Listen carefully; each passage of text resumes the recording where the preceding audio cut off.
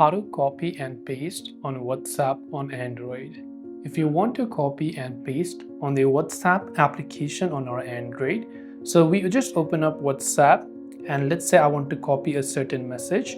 So I can simply go to that particular message. Then I can just long press on the message that I want to copy. Then I can tap on the three dots icon from the top right hand side. Then I can tap the option called copy. Once I've copied the message, I can just come back over there. So what you want to do is after you come back, you can go ahead and then basically paste the text right there, and then you'll be able to paste it just like that. And this is how you can go ahead and then copy and paste text on WhatsApp on Android. And I hope the video helped you out. If you have got any further questions, do feel free to also leave them down in the comment section below. As always, thanks for watching till the very end of this tutorial, and see you soon in our next video.